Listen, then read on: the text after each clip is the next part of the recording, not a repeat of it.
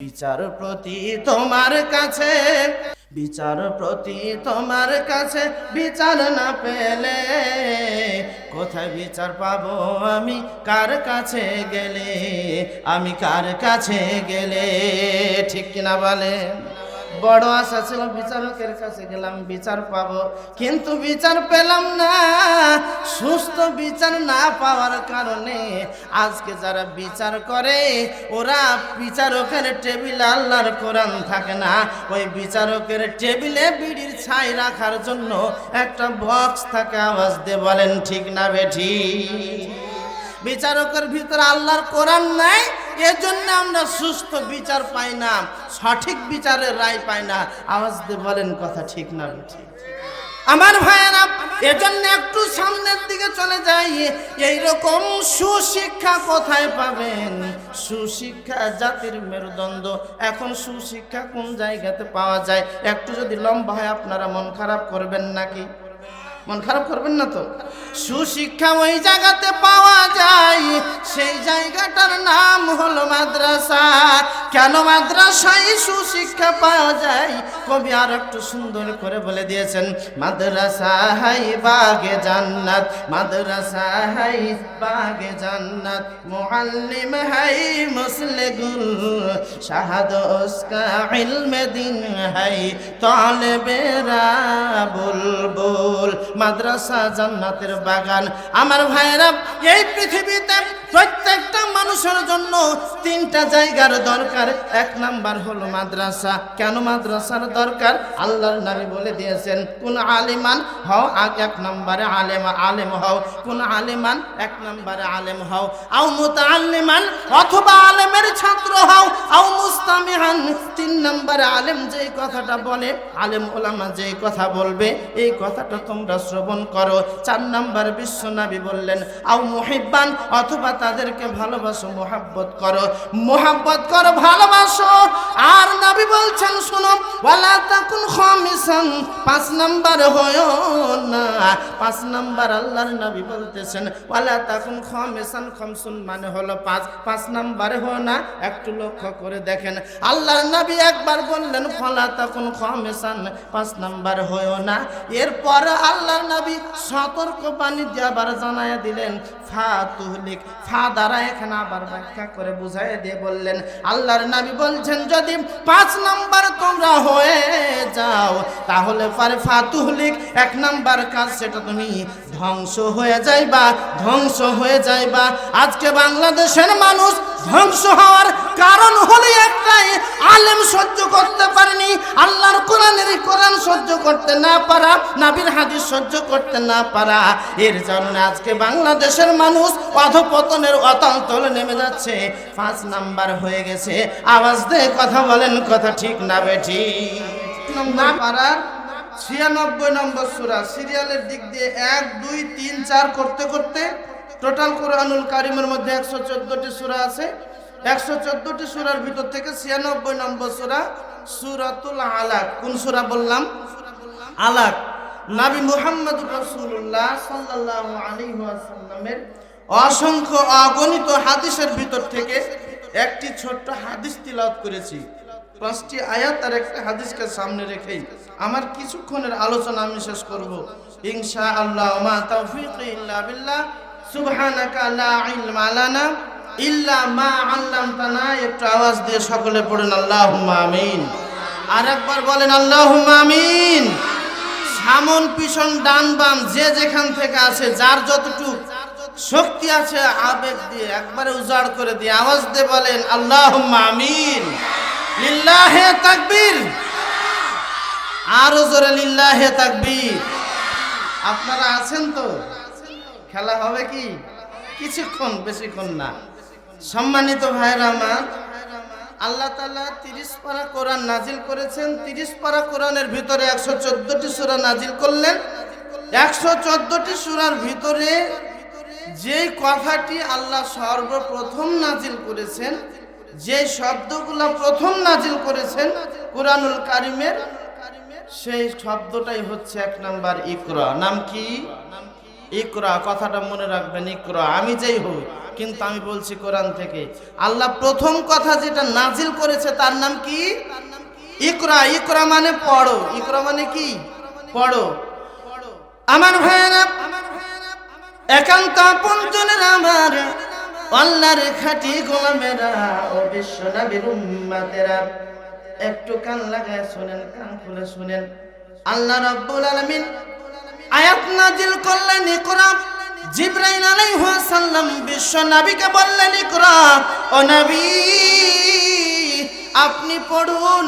এই কথা বলার সাথে সাথে বিশ্ব নবী আকায়ে নামদার তাজদার মদিনা দুলালে আমিনা নবী কুল শিরোমণি নবীদের সরদার আখিরি পয়গম্বর নবী মুহাম্মদুর রাসূলুল্লাহ সাল্লাল্লাহু আলাইহি ওয়াসাল্লাম বলেন, আমি জানি না, আমি জানি না, অতএব আমি কিছুই বলতে পারবো না।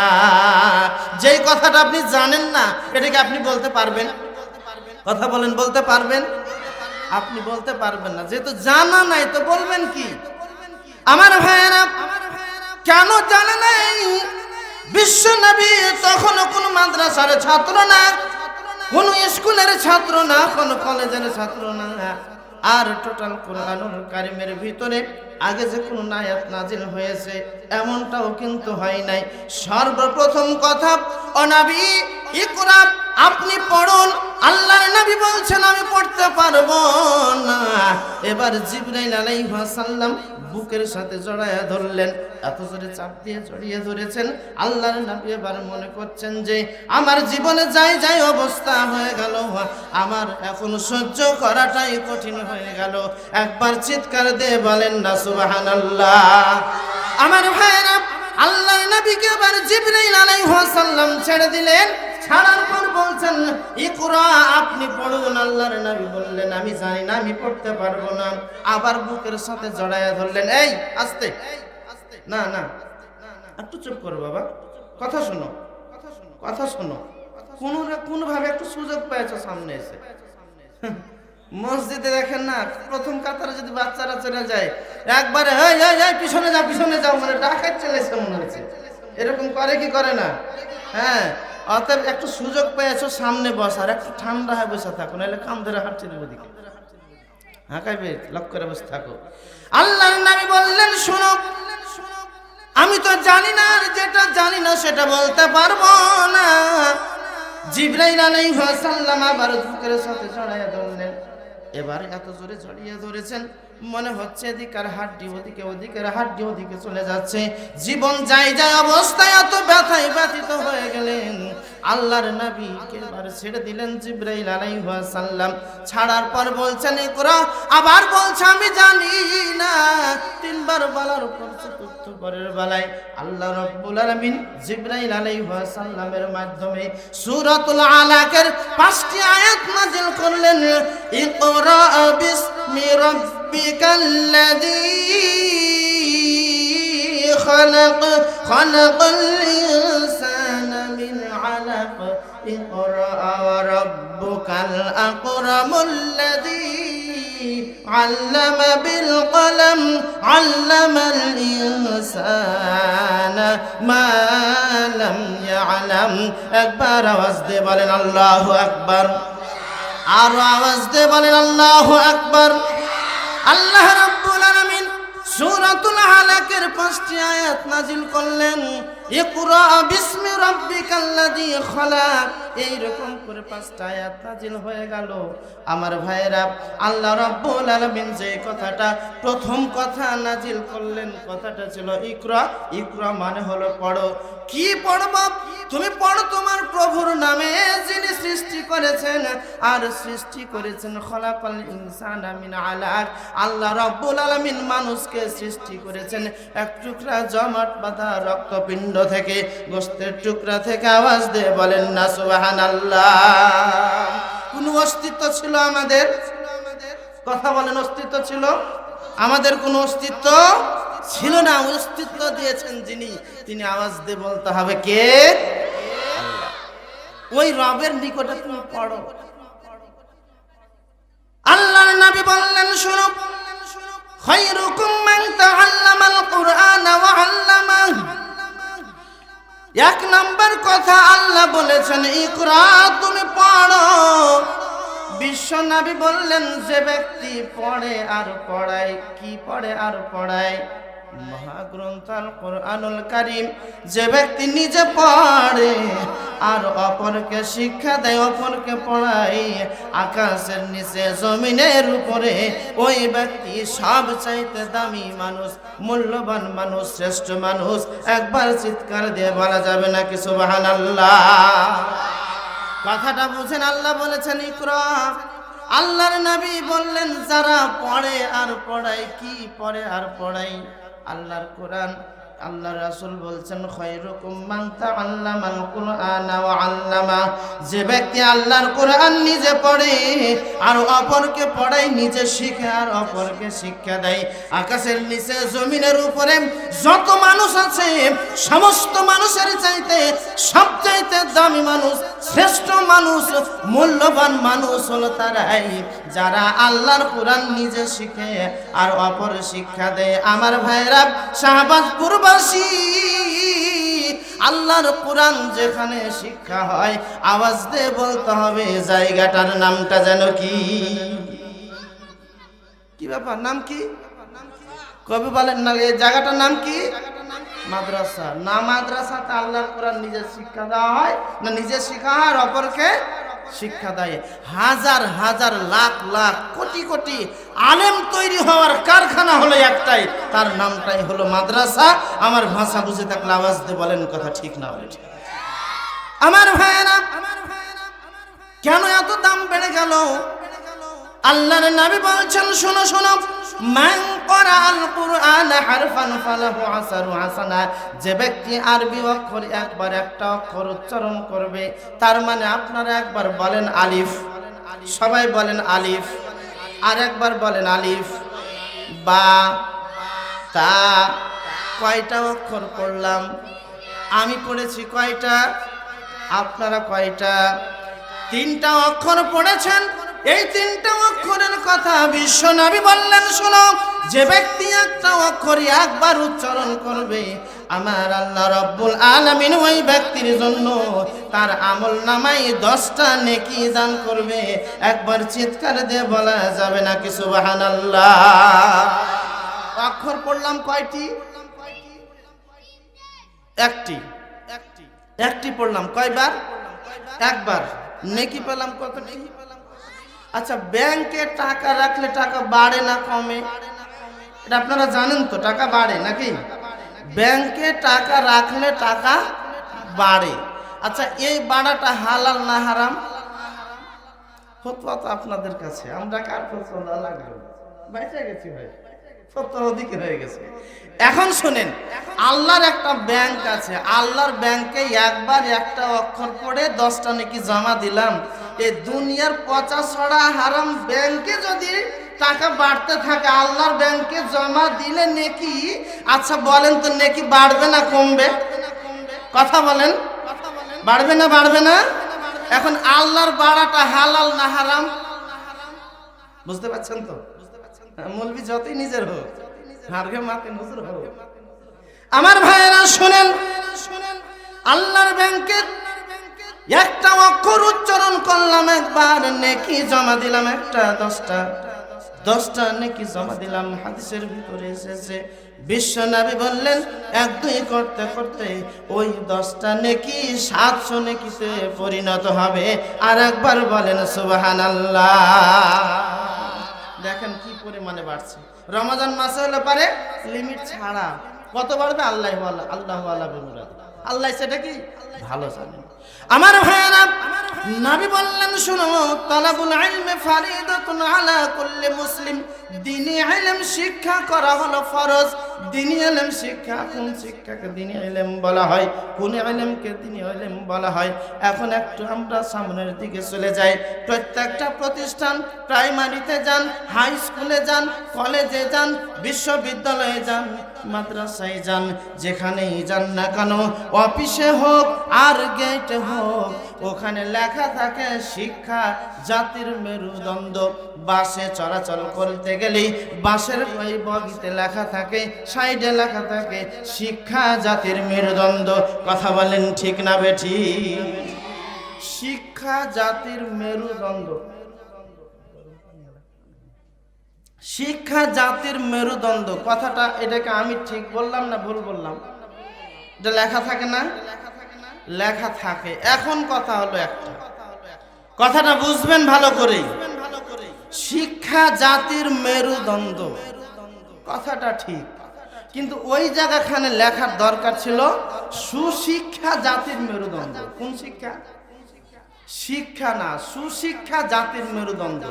এখন মনে করবেন যে আপনার চাইতে যারা অনেক জ্ঞানী মানুষ তারাই তো লিখেছে শিক্ষা জাতির মেরুদণ্ড, আপনি ফের এটা ভুল ধরে সংস্কার করে বলছেন সুশিক্ষা লিখতে হতো, শিক্ষা জাতির মেরুদণ্ড বলা যাবে না। এটা কেমন করে বলছেন? এটা তো আমাদের দেশের অভ্যাস। বড় বড় হুজুরেরা চার চাকাতে এসে বলে ফতোয়া দিয়ে গেল, আর গ্রামে আমাদের মসজিদের ইমাম হাফিজ সাহেব মাসুম বিল্লাহ ভাইজান এখন বলছে যে এটা করে না, না না ঠিক চলবে না, এটা চলবে না। এর কথা লাওয়া যায় যে ওরা চার চাকাতে এসছে। কথা বলেন ঠিক না? শোনেন, আপনাদের চোখে একটু আমি ঢুকাইয়া দেব, কানে একটু ঢুকাইয়া দেব, দেখেন ভালো করে। একটা ইঞ্জিনিয়ার শিক্ষিত মানুষ না অশিক্ষিত মানুষ? কথা বুঝতে শুনতে পাইলে একটু বলবেন, আওয়াজ করবেন। একটা ইঞ্জিনিয়ার শিক্ষিত না অশিক্ষিত? যারা এমবিবিএস ডাক্তার হয় এরা শিক্ষিত না অশিক্ষিত? কথা বলেন। উকিল যদি হয় উকিলেরা শিক্ষিত না অশিক্ষিত? বলেন। ম্যাজিস্ট্রেট যারা এরা শিক্ষিত না অশিক্ষিত? ডিসি, এসপি, ওসি, এসআই এরা শিক্ষিত না অশিক্ষিত? কথা বলেন, এরা শিক্ষিত না অশিক্ষিত? আচ্ছা, তাহলে আমি এরকম করে কয়েকটা উদাহরণ দিলাম, এখন বাকি গেলাম মনে মনে ধরবেন। এরা হলো শিক্ষিত মানুষ। পাঁচটা ছেলের ভিতরে সবচাইতে যার মেধা ভালো হয় ওটা হলো বিসিএস ক্যাডার। আবার পাঁচটার ভিতরে সর্বোচ্চ যার মেধা ভালো ওকে বানাই বাবা এমবিবিএস ডাক্তার, বানাবে তাকে ইঞ্জিনিয়ার, তাকে বানাবে এসপি, ওসি, ডিসি, এরকম ধরনের কিছু। ঠিক কিনা বলেন? কথা বলেন না ঠিক না বেঠিক? আচ্ছা, এমবিবিএস ডাক্তার শিক্ষিত মানুষ, কথাটা ছিল কি? শিক্ষা জাতির মেরুদণ্ড। এমবিবিএস ডাক্তার শিক্ষিত মানুষ। এখন এই রাস্তা দিয়ে হাঁটতে হাঁটতে আপনি এখান থেকে পাটদিলালপুর থেকে ধোবড়া বাজার যাবেন, ব্রিজের এখানে এসে আপনার একটা হুচট লেগেছে, হুচট লেগে আপনার আঙ্গুল একটা ক্ষত হয়ে গেছে, রক্ত বের হয়ে গেছে, রক্ত বন নিচ্ছে না। এখন দেখা গেল যে আপনি কানসাটে গেলে একটা এমবিবিএস ডাক্তার পাবেন। ধোবড়ার বাজারে যতটি ডাক্তার আছে এরা গ্রাম্য ডাক্তার। মনের কথা এটা। আপনি বলেন তো এমবিবিএস ডাক্তারের কাছে চিকিৎসা ভালো হবে না গ্রাম্য ডাক্তারের কাছে চিকিৎসা ভালো হবে? আপনারা বলেন তো। এমবিবিএস নাকি মানে শিক্ষিত মানুষ, জ্ঞানী মানুষ, ওর চিকিৎসার মান ভালো, ওর যোগ্যতা ভালো। শিক্ষিত মানুষ এমবিবিএস ডাক্তার, চিকিৎসাও কেমন হবে? ভালো হবে। এই চিন্তা মাথায় নিয়ে আপনি চলে গেলেন সরাসরি, আঙ্গুলটাকে একবারে সুন্দর করে বেঁধে নিয়েছেন, বেঁধে নেওয়ার পর চলে গেলেন কানসাটে এমবিবিএস ডাক্তারের কাছে। একটু শুনেন আমার দিকে, আপনারা আছেন তো এখানে? আছেন? আচ্ছা, এখন ডাক্তারে গেছেন। ডাক্তার সাহেব, আমি রাস্তা দিয়ে হাঁটছিলাম, আমার বাড়ি হলো পাটদিলালপুর, ধোবড়া বাজার আসছিলাম ব্রিজের ওখানে, একটু আমার বেখেয়ালে থেকে আমি বুঝতে পারিনি হুচট খেয়ে আপনার একটু ক্ষত হয়ে গেছে, একটু আমার চিকিৎসাটা করেন তো। দেখেন তখন ডাক্তার সাহেব লিখতে কমপক্ষে 9 থেকে 10টা টেস্ট দিয়ে বসে আছে। কথা বলেন ঠিক না ঠিক? কয়টা টেস্ট? কথা বলেন কয়টা টেস্ট? 10টা টেস্টে আপনার এখানে 5,000 টাকা চলে গেল। মাত্র একটা হুচট খাওয়াতে 5,000 টেস্ট। এখনো একটা নাপা ওষুধও খেতে পাননি, 10,000 5,000 শেষ। এরপরে ওষুধ লিখতে লাগলো 18 থেকে 20টা ওষুধ। ডাক্তার হলো শিক্ষিত এমবিবিএস ডাক্তার, ওষুধ লিখতে 18 থেকে 20টা ওষুধ লিখেছে।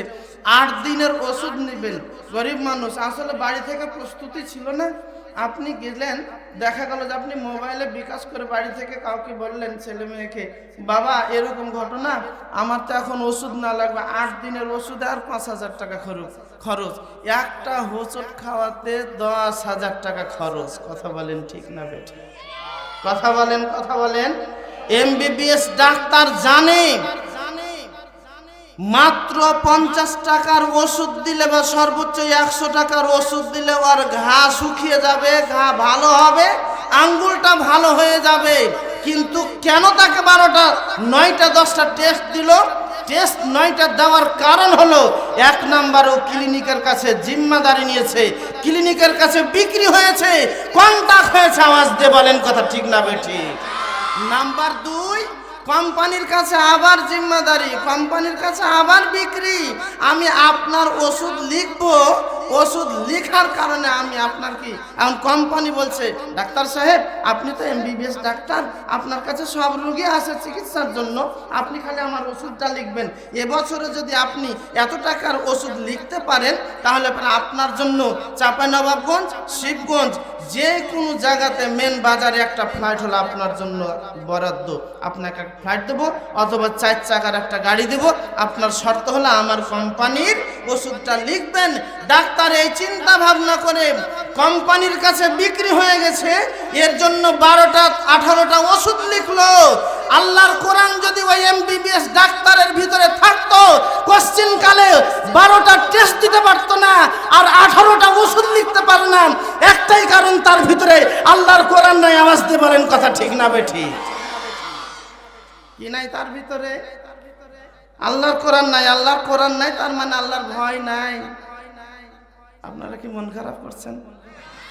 আপনারা আছেন, এবার বুঝতে পেরেছেন এমবিবিএস ডাক্তার শিক্ষিত না অশিক্ষিত? এই শিক্ষা অর্জন করে এমবিবিএস ডাক্তার ও জাতির কল্যাণের জন্য না এসে জাতির মেরুদণ্ড না হয়ে মেরুদণ্ডের জড় কাটা ডাক্তার। আওয়াজ দিয়ে বলেন কথা ঠিক না বেঠিক? গরিব অসহায় মানুষ মানুষের কাছ থেকে হাত পেতে ভিক্ষা করে টাকা উপার্জন করে নিয়ে যায় শুধুমাত্র এমবিবিএস ডাক্তারের এতগুলা ফাংশনের জন্য। কথা বলেন ঠিক না বেঠিক? এ কাজটা করতে পারত না একটা সর্বসাধারণ মানুষকে, একটা সাধারণ মানুষের উপর জুলুম অত্যাচার নির্যাতন চালাতে পারতো না। একটাই কথা তার ভিতরে, 1 নাম্বার আল্লাহর কোরআন, নবীর হাদিস থাকলে। আওয়াজ দিয়ে বলেন কথা ঠিক না বেঠিক? আপনারা মন খারাপ করছেন। এখন চলে যায় ইঞ্জিনিয়ারের কাছে। আমার ভাইয়েরা, ইঞ্জিনিয়ার ডাকতে গিয়েছেন আপনি, খুব কষ্ট করে আপনি টাকাটা উপার্জন করেছেন, একটা বিল্ডিং দিবেন। 5 তলা বিল্ডিং দিলে কি পরিমাণে রড লাগবে, কি পরিমাণে সিমেন্ট লাগবে, সিমেন্টের মান কেমন, কি ভাগ দেওয়া হবে, সিমেন্টের মান কোন কোম্পানির সিমেন্ট ভালো হবে, কোনগুলা রড দেওয়া কেমন ভালো হবে, কতখানি রড লাগবে, কতখানি সিমেন্ট লাগবে, কতটি বালি লাগবে, ওর একটা মশলা তৈরি করার ভিতরে বলেন ভালো মন্দ আছে না নাই? আমার ভাইয়েরা, একটা ইঞ্জিনিয়ারের কাছে গেলেন আপনি, ইঞ্জিনিয়ারকে বললেন, ইঞ্জিনিয়ার আমি খুব গরিব মানুষ, কষ্ট করে 10 লাখ টাকা আমি উপার্জন করেছি, ব্যবসা করছিলাম, বরকত হয়েছে, আমার প্রায় এখন 10 লক্ষ টাকা হয়েছে, আমি 5 লক্ষ টাকা দিয়ে বাড়ি করব বা 7 লক্ষ টাকা দিয়ে বাড়ি করব, বাকি টাকার ব্যবসা করব। আপনি আমাকে বলেন তো 5 লক্ষ টাকার এখন বাড়ি কেমন করে করা যায়?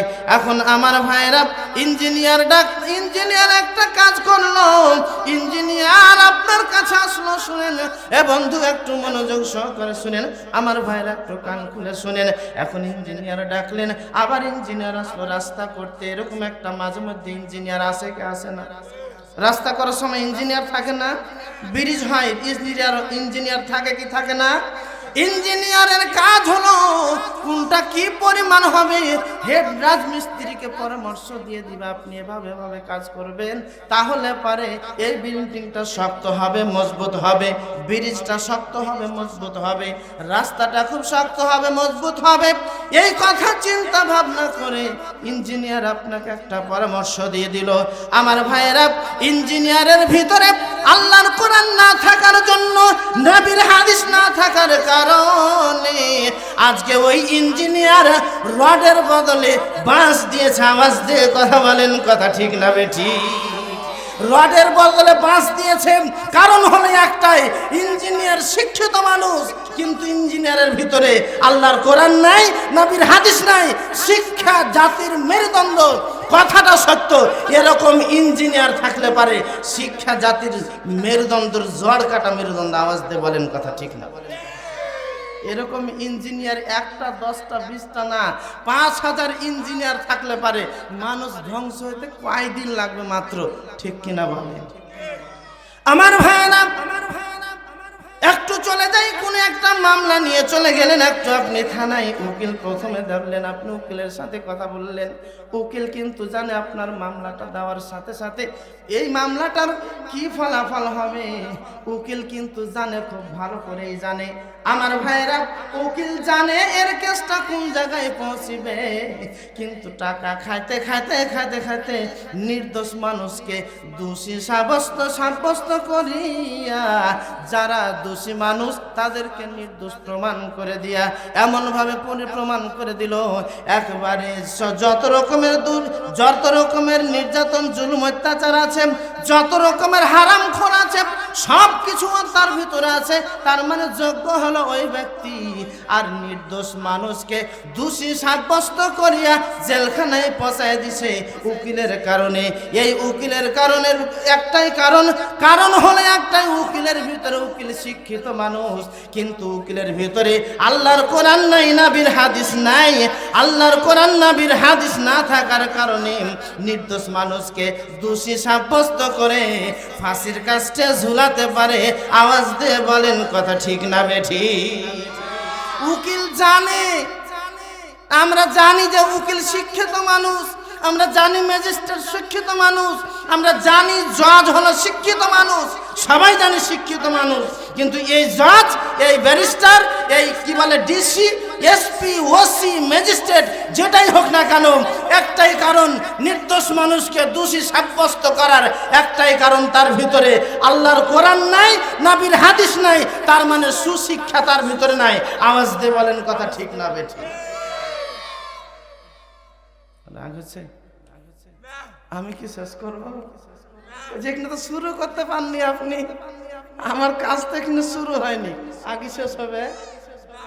আমার ভাইয়েরা শুনেন, এজন্যই বলছিলাম সুশিক্ষা জাতির মেরুদণ্ড, ঠিক কিনা বলেন? ওরা সবাই শিক্ষিত মানুষ। আমার ভাইয়েরা, এখন দেখেন মাদ্রাসার ছাত্র দেখলে সারা জীবন ধরে গাঁজালা পাড়া করে, মাদ্রাসার শিক্ষক দেখলেই মনে হয় পাঞ্জাবি টুপি জুব্বা সহ্য করতে পারে না, দেখতে পারে না, দেখলে গাজালা পালা করে। এরকম মানুষ বলেন তো শাহবাজপুরে মনে হয় একটাও আছে না নাই? ওরা আপনার সাথেই নামাজ পড়বে, আপনার সাথে সব কিছু করবে। নামাজ পড়ার পর এই যে আমরা প্রমাণ পেয়েছি করোনার সময়, আমি মসজিদে নামাজ পড়াইলাম 7 কাতার নিয়ে, একটু শুনেন ভালো করে, 7 কাতার মুসল্লি নিয়ে নামাজ পড়ালাম।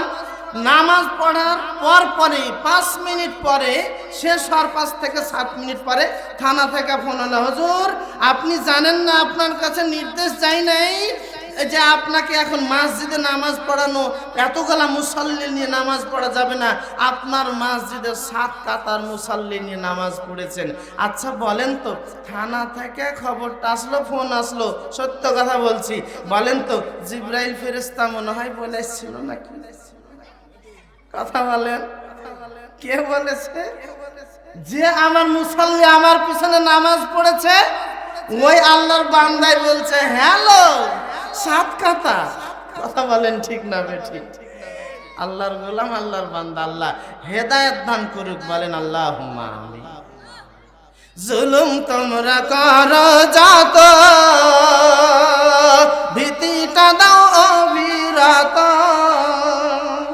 জুলুম তোমরা করো যত, ভীতিটা দাও অবিরত। অপবাদ দাও শত শত, মনে চাই যেমন। মিথ্যা মামলা দিয়ে করো মানির মানহরণ। আল্লাহ তাআলার আদালতে জাহান্নামে ঠাই। হকের পতন নাই, হকের পতন নাই, হকের পতন নাই। ইমাম মালিক নির্যাতিত, আবু হানিফা নিষ্পেষিত। ইমাম মালিক নির্যাতিত, আবু হানিফা নিষ্পেষিত। ইবনে তাইমিয়ার হলো মরণ অন্ধকারাগারে। ইবনে তাইমিয়ার হলো মরণ অন্ধকারাগারে। তাদের কথা স্মরণ করে সান্ত্বনা যে পাই। হকের পতন নাই, হকের পতন নাই, হকের পতন নাই। আওয়াজ দিয়ে বলেন কথা ঠিক না বেঠিক? আল্লাহ রাব্বুল আলামিন হকের পতন ঘটাবেন না, এই কথাটাও নিজে কোরআনুল কারীমের মধ্যে বলেছেন। আকুল জাআল হক ওয়া যাহাকাল বাতিল ইন্নাল বাতিলা কানা যাহুকা। একবার বলেন আল্লাহু আকবার। কথা বলেন, কথাটা কার? আরো জোরে বলতে হবে, কথাটা কার? আমার ভাইয়েরা, এইরকম করে বিচারকের কাছে আপনি যান, আমি বিচারকের কাছে যাই সুস্থ একটা বিচার নেবার জন্য। কিন্তু বিচারক চিন্তা ভাবনা করে দেখলো এ ব্যক্তিটা কে বা কোন দলের। নিজের দলের হলে বিচার হলো, রায় হলো একরকম, আর দলের না হলে তার রায় হলো অন্যরকম। কথা বলেন ঠিক না বেঠিক? এজন্য কবি আরো সুন্দর করে বলে দিয়েছেন, বিচারপতি তোমার কাছে, বিচারপতি তোমার কাছে বিচার না পেলে কোথায় বিচার পাবো আমি? কার কাছে গেলে, আমি কার কাছে গেলে? ঠিক কিনা বলেন? বড় আশা ছিল বিচারকের কাছে গেলাম বিচার পাবো, কিন্তু বিচার পেলাম না। সুস্থ বিচার না পাওয়ার কারণে আজকে যারা বিচার করে ওরা বিচারকের টেবিলে আল্লাহর কোরআন থাকে না, ওই বিচারকের টেবিলে বিড়ির ছাই রাখার জন্য একটা বক্স থাকে। আওয়াজ দিয়ে বলেন ঠিক না বেঠিক? বিচারকের ভিতরে আল্লাহর কোরআন নাই, এজন্য আমরা সুস্থ বিচার পাই না, সঠিক বিচারের রায় পাই না। আওয়াজ দিয়ে বলেন কথা ঠিক না বেঠিক? আমার ভাইয়েরা, এজন্য একটু সামনের দিকে চলে যাই। এইরকম সুশিক্ষা কোথায় পাবেন? সুশিক্ষা জাতির মেরুদণ্ড।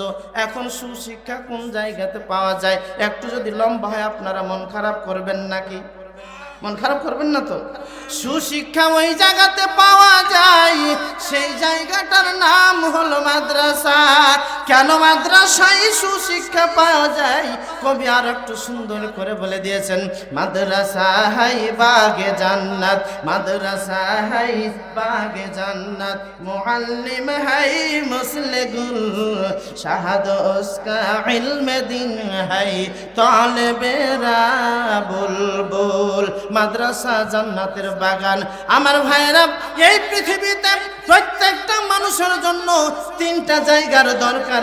এক নাম্বার হলো মাদ্রাসা। কেন মাদ্রাসার দরকার? আল্লাহর নবী বলে দিয়েছেন, কোন আলিমান হও, এক নম্বরে আলেম হও। কোন আলিমান? এক নম্বরে আলেম হও। আও মুতাআল্লিমান, অথবা আলেমের ছাত্র হও। আও মুস্তামিহান, তিন নম্বরে আলেম যেই কথাটা বলে, আলেম ওলামা যেই কথা বলবে, এই কথাটা তোমরা শ্রবণ করো। চার নম্বর বিশ্ব নবী বললেন, আও মুহিব্বান, অথবা তাদেরকে ভালোবাসো, মোহাব্বত করো, মোহাব্বত করো, ভালোবাসো। আর নবী বলছেন, শুনো, ওয়ালা তাকুন খামিসান, পাঁচ নাম্বার হয়ো না। পাঁচ নাম্বার আল্লাহর নবী বলতেছেন, ওয়ালা তাকুন খামিসান, খামসুন মানে হলো পাঁচ, পাঁচ নাম্বারে হো না। একটু লক্ষ্য করে দেখেন, গেলেন। আল্লাহর নবী একবার বললেন ফালা তাকুন খামিসান, 5 নাম্বার হয়ো না। এরপর আল্লাহর নবী সতর্ক বাণী দিয়ে আবার জানায়া দিলেন ফাতুহলিক, ফা দ্বারা এখানে আবার ব্যাখ্যা করে বুঝাইয়া দিয়ে বললেন আল্লাহর নবী বলছেন যদি 5 নাম্বার তোমরা হয়ে যাও তাহলে পরে ফাতুহলিক 1 নাম্বার কাজ সেটা তুমি ধ্বংস হয়ে যাইবা, ধ্বংস হয়ে যাইবা। আজকে বাংলাদেশের মানুষ ধ্বংস হওয়ার কারণ হলো একটাই, আলেম সহ্য করতে পারেনি, আল্লাহর কোরআনের কোরআন সহ্য করতে না পারা, নবীর হাদিস সহ্য করতে না পারা। এর জন্য আজকে বাংলাদেশের মানুষ অধপতনের অতল তলে নেমে যাচ্ছে। 5 নাম্বার হয়ে গেছে। আওয়াজ দিয়ে কথা বলেন, কথা ঠিক না বেঠিক? নবী বলেছেন ওয়ালা তাকুন খামিসান, 5 নম্বরে হয় না। আমরা 5 নম্বরে পড়ে গেছি। এরপরও নবী বলছেন ফাতুহলিক, 5 নাম্বার হলে তুমি ধ্বংস হবা। এজন্যই তো আজকে এখন ধ্বংস। সময় মাত্র 45 মিনিট। কথা বলেন ঠিক না? আসল মালিক কে? উনি বসে আছেন এক জায়গায়। আমার ভাইয়েরা, তাহলে আপনাকে কি করতে হবে? আমাদের কাজ হলো একটাই, 1 নাম্বার কাজ আমাদেরকে আলেম হতে হবে। আপনি এখন মনে চিন্তা করবেন ও আব্দুল মাতিন সাহেব, আমার বয়স তো 90 বছর, আমার বয়স হয়ে গেছে 80 বছর, আমার 70 বছর বয়স হয়ে গেছে, আমি কেমন করে এখন আলেম হব? এখন 80 বছর বয়সে যদি আপনি পার্তিলালপুর পূর্বপাড়া হাফেজিয়া মাদ্রাসায় যান, আগামীকালকে চলে যাবেন আর বলবেন আব্দুল মাতিনের ওয়াজ শুনেছি, আব্দুল মাতিন সাহেবের ওয়াজ শুনেছি, উনি তো আলেম হতে বলেছেন। হুজুর মাসুম বিল্লাহ, হুজুর আপনি একটু আমাকে ভর্তি করেন, আমি আলেম হব। হুজুর 1 নাম্বার যে কথাটা বলবে আপনার মাথার মনে হয় তার কেটে গেছে। 90 বছর বয়স হয়ে গেল, আপনি মাদ্রাসায় ভর্তি হতে এসেছেন, আপনার মাথা ঠিক নাই। অথবা আপনাকে চা খেতে বসতে বলবে, বিস্কুট খাইতে বলবে, সব কিছু আপনার আদর আপ্যায়ন করবে, আপনাকে সম্মানের জায়গাটাতে বসাবে। বাইরে গিয়ে আপনার ছেলেকে ফোন করবে, আপনার বাবা দেখেন মাথা মনে হয় একটু তার কেটে গেছে, সম্ভবত স্ট্রোক করেছে, 80 বছর বয়স হলো, 90 বছর বয়সে আপনার বাবা এখন আমার মাদ্রাসায় এসে বলছে হুজুর আমি আলেম হব, আমাকে এখন ভর্তি করেন, ভর্তি হতে এসেছে। কথা বলেন, বলবে কি বলবে না? বলবে না? বলবে না? না ভর্তি নিবে। বয়স আপনার 90 বছর, বুঝেন ভালো করে। 90 বছর বয়সে আব্দুল মাতিনের ওয়াজ শোনার পর আপনি যদি মাদ্রাসায় ভর্তি হতে যান, আপনাকে বলবেন আপনার মাথার সমস্যা। আর আপনাকে যদি নাও বলে, আপনার ছেলেকে, মেয়েকে বা কাউকে, পোতাকে ডাক দিয়ে বলবে যে একটু নিয়ে যান তো বাড়ির দিকে, মনে হয় একটু মাথার সমস্যা হয়ে গেছে, বাড়িতে একটু কি গন্ডগোল হয়েছে নাকি? কথা বলেন, বলবে কি বলবে না? এখন আপনি ওখানে যেতে পারলেন না, তার মানে মাহরুম, আলেম হতে পারলেন না। কিন্তু শুনেন, ওই মাদ্রাসার ছাত্র এখন পড়ালেখা করছে, হুজুর ছাত্র পড়াচ্ছে, আপনি পাশে গিয়ে বসে বসে থাকলেন, আলিফ পড়াচ্ছে, আপনি মনে মনে আলিফ পড়েন, হুজুর বা পড়াচ্ছে, আপনি মনে মনে বা পড়েন। এই অবস্থায় আপনি যদি মারা যান, বয়স 90 বছর, তারপরেও আপনি ছাত্র হিসাবে, তলবে ইলম হিসাবে আল্লাহর কাছে আপনি জবাব দিতে পারবেন আমি হলাম মাদ্রাসার ছাত্র। কথা বলেন, কথা ঠিক না বেঠিক? আপনার সেটাও যদি সম্ভব না হয়, বসে থাকতে পারেন না, আপনি মাদ্রাসায় যেতে পারেন না, আপনি এখন চিন্তা করেন আমার ছেলে আছে, একটা মাদ্রাসায় ভর্তি করব। আমার একটা ছেলে আছিল, কিন্তু ছেলেটা আমি পড়ালেখা করিয়েছি, সে হয়েছে একটা ইঞ্জিনিয়ার, আমার ছেলে হয়েছে ব্যারিস্টার, আমার ছেলে হয়েছে ডিসি, আমার ছেলে হয়েছে এসপি, MBBS ডাক্তার হয়েছে, আমার খোঁজ খবর রাখেন না। তবে ওই ছেলের পেট থেকে একটা আমার ছেলে হয়েছে, তার মানে আমার একটা পোতা হয়েছে, ওই ছেলের ছেলে হয়েছে মানে একটা আমার পোতা হয়েছে। আমি আজ থেকে সিদ্ধান্ত নিলাম, আব্দুল মাতিন বলেছে কোন আলেমান আলেম হও, এই সিদ্ধান্ত নিয়ে গেলাম। আমি আল্লাহর কাছে বললাম, আল্লাহ আজ থেকে আমি ওয়াদা করলাম রে, আমার পোতাটাকে আমি 1 নম্বরে হাফেজ বানাবো, আমি নুরানি মাদ্রাসায় দিব, আমার এই পোতাটাকে আমি হাফেজ করব, আমার পোতাটা হবে একজন বক্তা, আমার পোতা হবে একজন মুফতি, আমার পোতাটাই হবে মুহাদ্দিস, আমার পোতাটাই হবে শাইখুল হাদিস। এরকম সিদ্ধান্ত একটু বলেন তো আওয়াজ দিয়ে নিতে পারা যায় কি যায় না? যায় না? এটা পারবেন।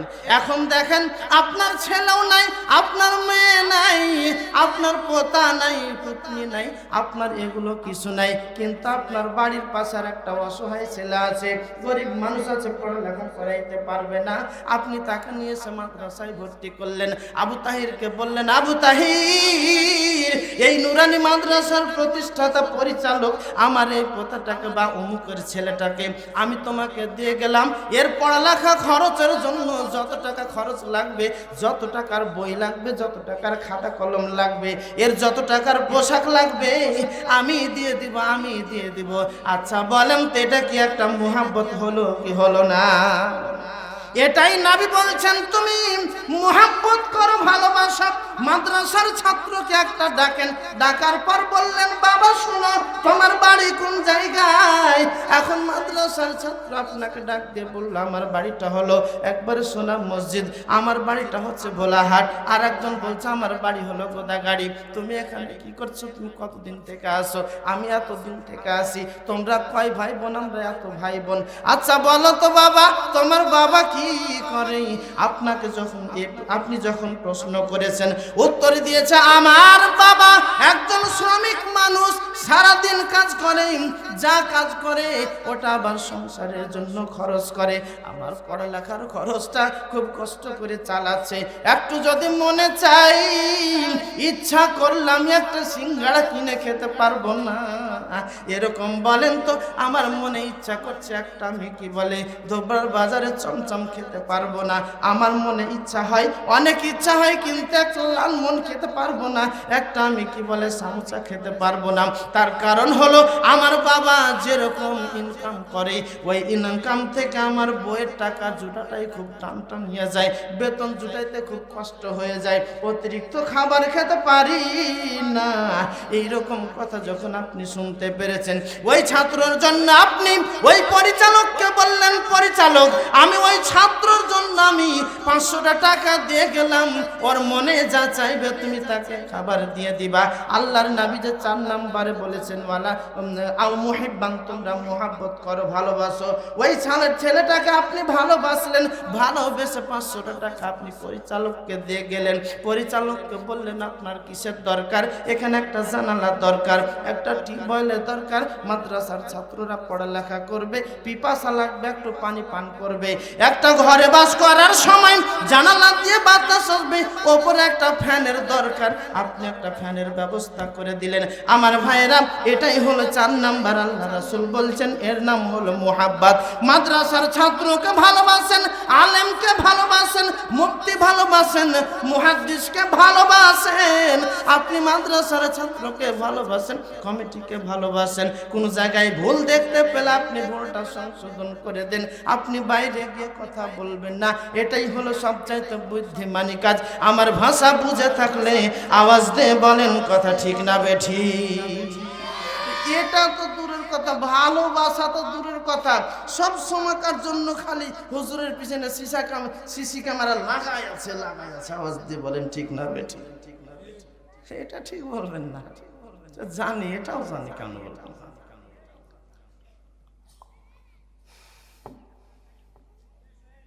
আপনারা কি মন খারাপ হচ্ছেন? আর একটু কি চালাবো? বেশি আমি আর সময় নিব না, আমি বেশি সময় নিব না। আমি জানি যে আমি হারগে মাতেন হুজুর, এটা মাথাতে আছে কিন্তু আমার। কিন্তু আলেম তৈরি হওয়ার কারখানা, তার নামটাই হলো মাদ্রাসা। তার নাম কি? এই যে দেখেন, শুনেন, নামাজ শিখার জন্য যেখানে যেতে হয় তার নামটাই হলো মাদ্রাসা। আমার ভাইয়েরা, 5 ওয়াক্ত নামাজ পড়বেন, 5 ওয়াক্ত নামাজ শিখবেন না, মাদ্রাসায় যাওয়া লাগবে। রুকু করবেন, সিজদা করবেন। কেমন করে রুকু করবেন, কেমন করে সিজদা করবেন, রুকুর দোয়া কি আর সিজদার দোয়া কি, এই জিনিসটা জানার জন্য যেখানে যাওয়া লাগবে তার নামটাই হলো মাদ্রাসা। ঠিক কিনা বলেন? এখন মাদ্রাসা, এখন আলেম তৈরি হওয়ার জন্য, হাফেজ তৈরি হওয়ার জন্য, মুফতি মুহাদ্দিস তৈরি হওয়ার জন্য বক্তা তৈরি হওয়ার জন্য, ওয়াইজিং তৈরি হওয়ার জন্য, যেই মাদ্রাসা, যেই কারখানা, একটা কারখানা যেখানে সুশিক্ষা পাওয়া যায়। আমি শুরু করেছিলাম শিক্ষা জাতির মেরুদণ্ড। আসলে শিক্ষা জাতির মেরুদণ্ড নাই, শিক্ষা আছে এমবিবিএস ডাক্তারের ভিতরেও। শিক্ষা জাতির মেরুদণ্ড না, এমপি, মন্ত্রী, ডিসি, এসপি ওদের ভিতরেও কিন্তু শিক্ষা আছে, কিন্তু এক নাম্বার অভাব সুশিক্ষা তার ভিতরে নাই। আল্লাহর কোরআন নবীর হাদিস নাই। আর আল্লাহর কোরআন নবীর হাদিস তার মানে সুশিক্ষার একটাই প্রতিষ্ঠান, তার নামটাই হলো মাদ্রাসা। আওয়াজ দিয়ে বলেন কথা ঠিক না বেঠিক? এখন বলেন তো মাদ্রাসায় মাদ্রাসাকে ভালোবাসা আর মাদ্রাসাকে সহযোগিতা করার আওয়াজ দিয়ে বলেন দরকার আছে না নাই? নাই নাই নাই আছে।